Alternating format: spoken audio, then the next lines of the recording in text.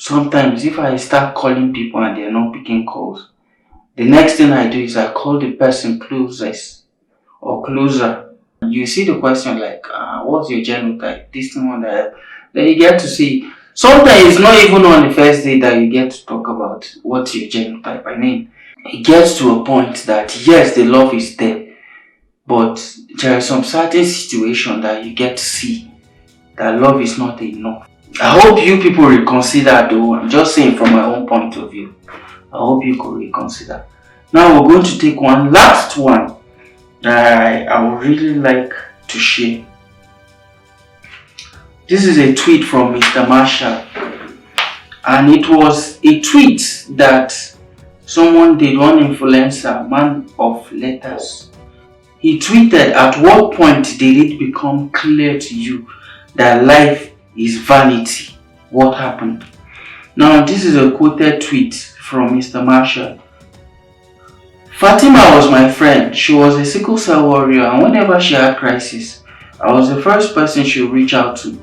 One day I had a really bad day and I was really pissed, tired and angry. Her call came in and I said, 'This lady should leave me, I beg.'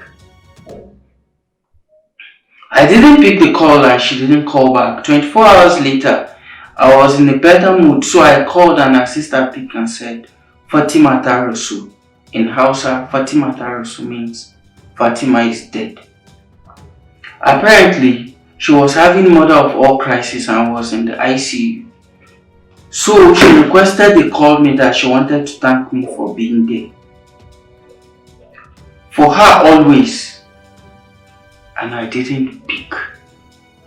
Now, I've been through some crises that I thought I would die. I tried to reach out to the ones I could reach out to.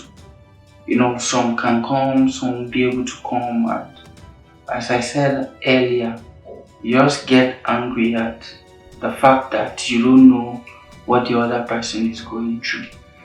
I've learned not to judge anybody, especially if I call and you're not coming through for me.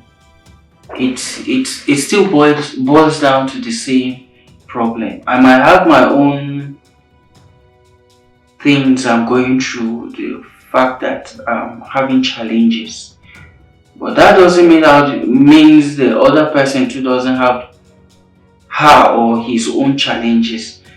And I think there is this episode I had back then. I really thought I'm going to die because from the way I was picked in the hospital, it was like back to back. I spent almost a month. I was even planning to run away because I was tired of the hospital, like anything that will happen should happen. And then the people I expected to be around were not there. Well, I don't know what was going on, but everybody had their own explanation. And it really hurt then, but as I grew older, I realized that a lot of things happen, and because we're selfish, we don't even look out for other people. It's just us. But my reason being angry then was because I thought I was going to die and I needed to see these particular people. I thought I was going to die truly because I think I was even thinking of doing a gospel album before I leave the hospital. I was thinking of doing a gospel album. I had songs that I've written already. Like if I survive this thing, man, I'm going to the studio and do a gospel song. But at that point, I had episodes too that after I survived them, I get to hear stories of what was happening in people's lives.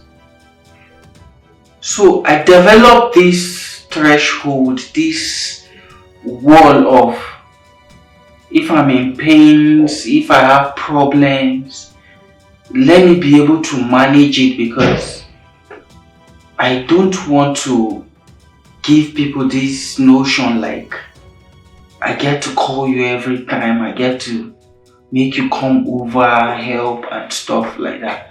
So I grew up with it and it has become a problem too because You see these people, they have this issue of you have problem and you're not talking. Well, I learned the hard way because I felt people have a lot of things going on for them and you don't want to interrupt, you don't want to spoil their lives. In my own case, I just felt everybody have done enough and you keep on pulling people back. In as much as they complain you don't call, I still feel that way because everybody has a life. Most people around me have their family and you have your own family and you have to start calling someone to leave his own family and be with her. No, no, no, no, no.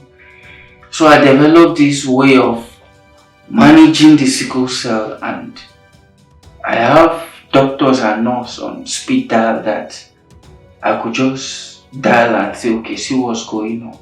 They could say, okay, come over. They could say, okay, do this and do that. And I have friends that we've been in these organizations together. Like our friend Alpha, he could just reach out and say, okay, tell you, okay, do this and do this. We'll come over to see you. And it has helped a lot because even people within this community and people that are with our organizations that are having sickle cell, they can be a testimony of how we've been able to help them manage the crisis. And when we see it could not be managed at home, then we recommend going to the hospital.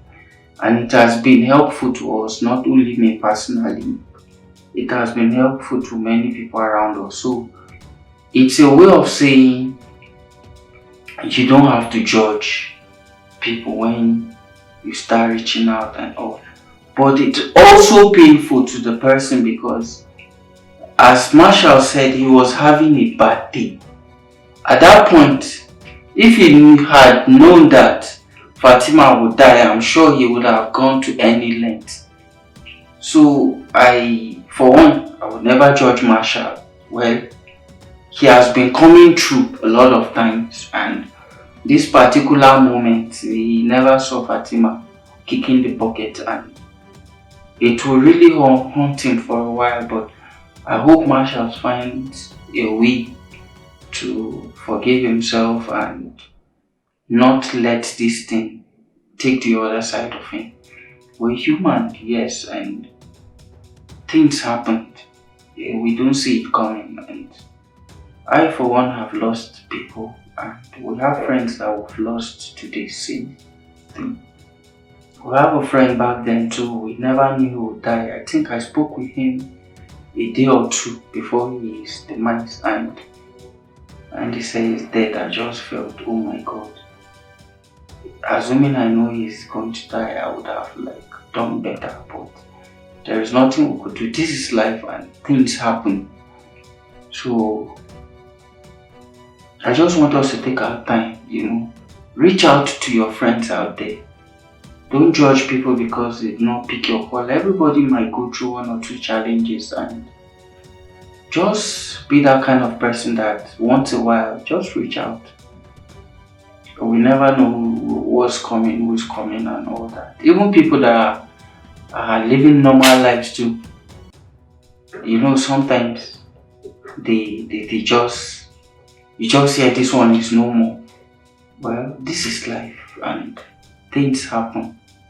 Like the story of Marshall, I don't want anybody to take this personal, but in as much as this story is real, I also want us to know that, social media sometimes, most of the things there, you should know it's, yeah, there are realities, but it's not everything that is real. So, now like this, the question is, since this is a social media takes, what do you do with your own social media? Do you share stories like this? Have you tried influencing, people knowing their genotype, how they see sickle cell? Get your own way of putting stories out there to know what people think. Thank you for watching. Till see you again. Bye bye.